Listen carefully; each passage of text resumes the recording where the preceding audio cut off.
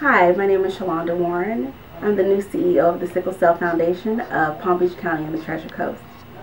I am so excited to be a part of the Sickle Cell Foundation because many people do not know the menu of services that are available here. So we're going to do a better job of identifying that to them so that they can come in and take part in those opportunities. And we need to be able to recognize how to deliver service to them, educating emergency room nurses, educating first responders, educating people that are that first line of care for people in crisis, educating the family of how to care for their sickle cell patient, because it's been documented that if you have more information, you're going to go to the hospital less, 30% less. And that impacts us as taxpayers when people have the resources to know how to handle a crisis and what to do when one occurs. Testing, getting people tested, having people know what their status is so that they can be empowered and know when they're seeking a relationship, when they're getting ready to plan their family, whether or not they have sickle cell trait and whether or not their partner has sickle cell trait. I had a young lady tell me that she loves going to Camp Boggy Creek, and she's only been one time because she was not able to go any additional times. We want to be able to send people to Camp Boggy Creek where kids can have 1 week of being normal. And you just wouldn't even imagine the impact of somebody being able to swim when they can't swim at home and they watch other kids swimming. No, because there's staff and people on hand that know how to handle their body temperature and what to look for and how to keep them hydrated and warm and different things that would be necessary for them to have a sense of normalcy. So that's a big goal, to be able to send more children to Camp Boggy Creek. We believe that there will one day be a cure for sickle cell disease, and the only way to get there is through research. And I'm looking for an endowment fund to provide scholarships for people with the disease and with the trait to be able to go off to college, to be able to provide scholarships for hematologists and people to do research in order to help with the disease, and stem cell research in order to eradicate it. But I know that this is an opportunity to serve a larger community than I had anticipated. So that's why it's important that we don't put limits on ourselves, because you know, this is greater than what I had originally thought. So it's such a privilege to be able to service Palm Beach County and the Treasure Coast in a way that I know is beneficial to many people. The team here at the Sickle Cell Foundation I have found to be passionate, and it's so refreshing to have people want to do well and want to do well for other people.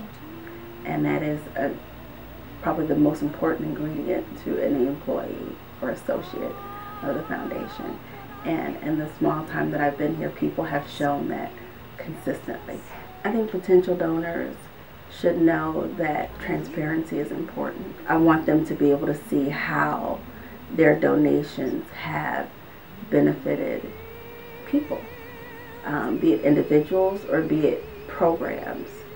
It's important for them to know that they have contributed to the care that's provided to somebody that has been in crisis. People can be in such pain that they want to cut off the part of their body that's paining them, because they'd rather deal with no arm than the arm that they cannot make feel better.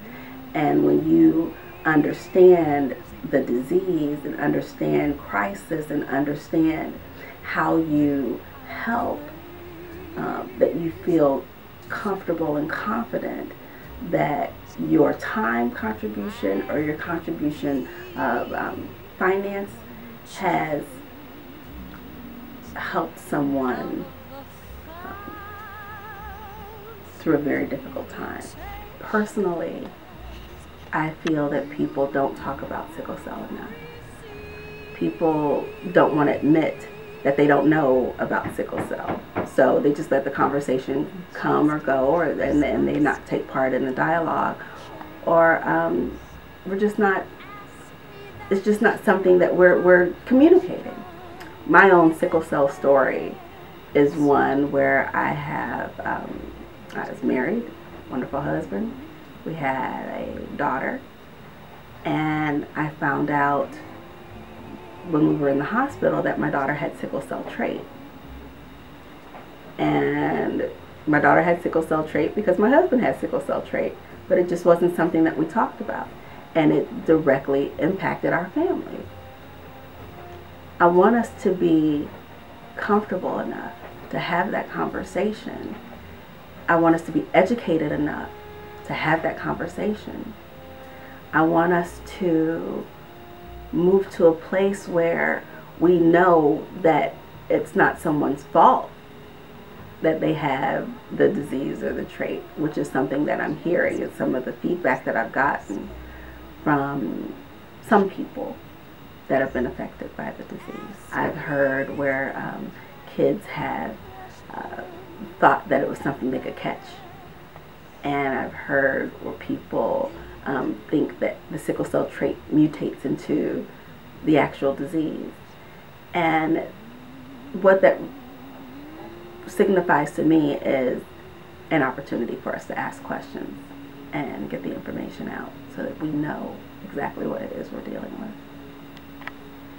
With sickle cell trait being in my family, it's a very real possibility that sickle cell disease can be in my family, in my future generations. If there's anything that I can do today to help with people, to help my children and my children's children, then God has blessed me to do that. I'm very fortunate to be in a position to do something now to help my future grandchildren or great-grandchildren or great-great-grandchildren.